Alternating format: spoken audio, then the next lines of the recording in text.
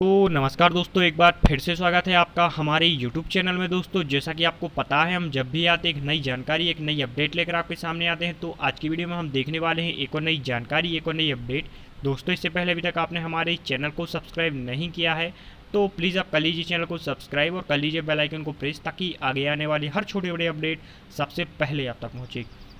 तो फ्रेंड्स, आज की वीडियो में हम देखने वाले हैं एक और नई जानकारी, जो कि है पैरामेडिकल स्टाफ की न्यू वैकेंसी से संबंधित।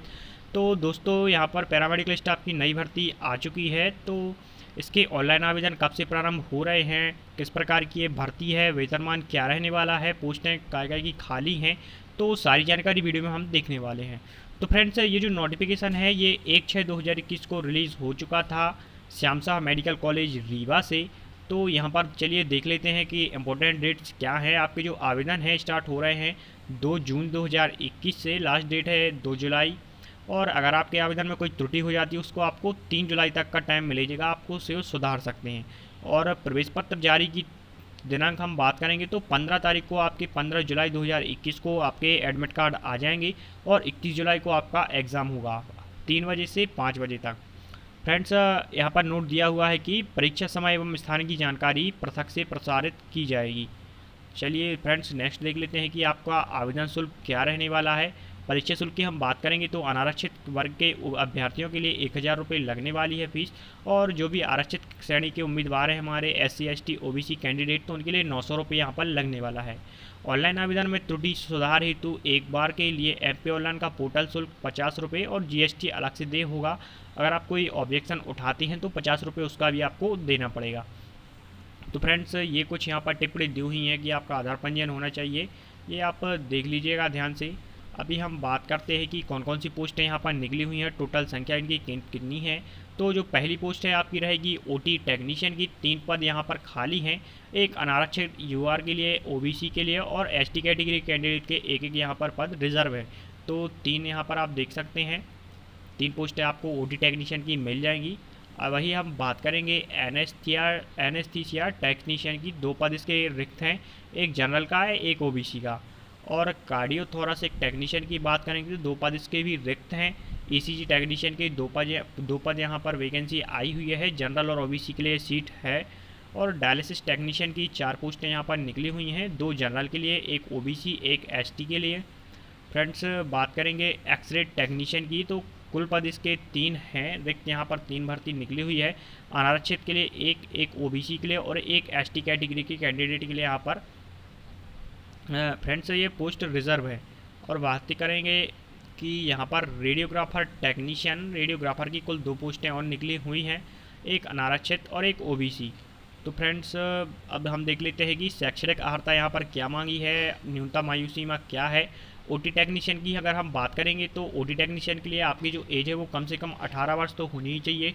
और आपने बायोलॉजी, केमिस्ट्री तथा फिजिक्स से 12th परीक्षा उत्तीर्ण की हो। मान्यता प्राप्त संस्थान से ऑपरेशन थिएटर टेक्नीशियन का प्रमाण पत्र, OT टेक्नीशियन का आपके पास सर्टिफिकेट होना चाहिए। और फ्रेंड्स, मध्य प्रदेश सह चिकित्सीय परिषद का जीवित पंजीयन आपके पास होना चाहिए।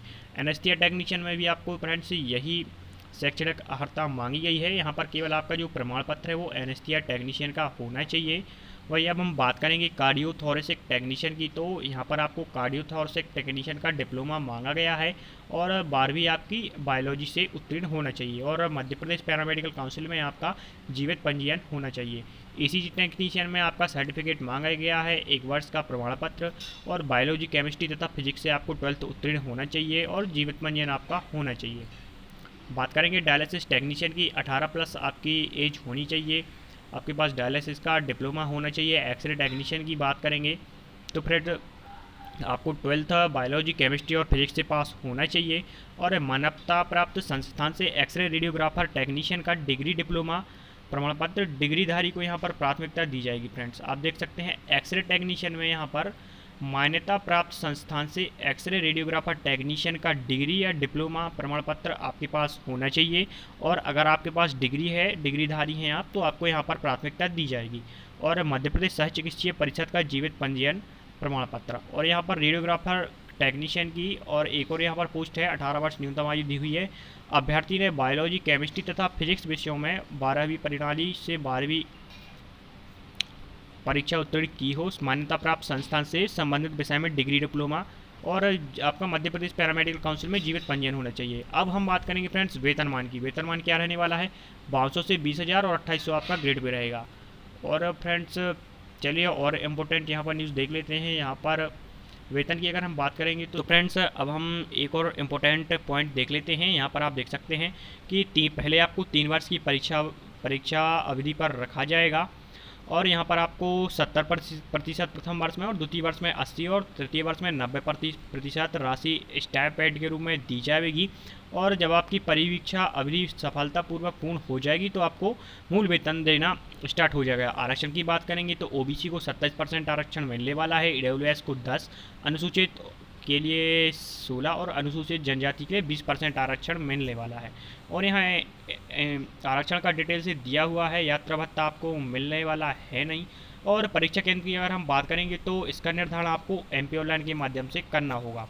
यहाँ पर निरर्हता के लिए भी कुछ इंपॉर्टेंट दी हुई है, या आप डिटेल से देख लीजिएगा। अगर आप आरक्षण का दावा करने वाले तो इसके लिए भी इंपॉर्टेंट न्यूज़ दी हुई है, आप डिटेल से देख लीजिएगा फ्रेंड्स। और हम बात करेंगे सामान्य शर्तें। ये आपका कम से कम 18 वर्ष आयु होनी चाहिए और अधिकतम 40-45, अनारक्षित के लिए 40, और अगर आप आरक्षित श्रेणी के उम्मीदवार हैं तो 45 वर्ष आपकी आयु होनी चाहिए। और फ्रेंड्स यहाँ पर आपकी जो काउंसलिंग होगी उसकी भी जो जानकारी है इसकी ऑफिशियल वेबसाइट पर आ जाएगी, एमपी ऑनलाइन पर भी अपलोड की जाएगी। आप दोनों वेबसाइट लगातार चेक करते रहें।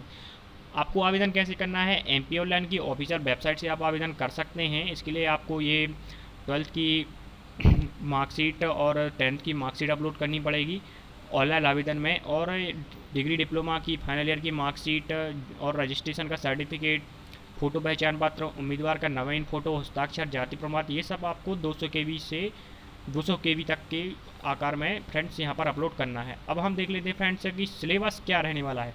सिलेबस आप देख सकते हैं फिजिक्स, केमिस्ट्री और बायोलॉजी और जनरल नॉलेज, ये आपका सिलेबस रहने वाला है। और ये बेसिक कंप्यूटर नॉलेज है थोड़ा सा, तो ये आपको ध्यान से देख लेना है फ्रेंड्स। सिलेबस भी यहाँ पर दिया हुआ है, आपकी ट्रेड से नहीं पूछा जाएगा। यहाँ पर यही जो सिलेबस दिया हुआ है पैरामेडिकल कोर्स के लिए, वही ये सिलेबस आपसे पूछा जाएगा। तो फ्रेंड्स आज की वीडियो में इतना ही। अगर आपको इस पैरामेडिकल भर्ती से संबंधित और कोई नई जानकारी चाहिए तो आप कमेंट सेक्शन के माध्यम से हमसे पूछ सकते हैं। धन्यवाद।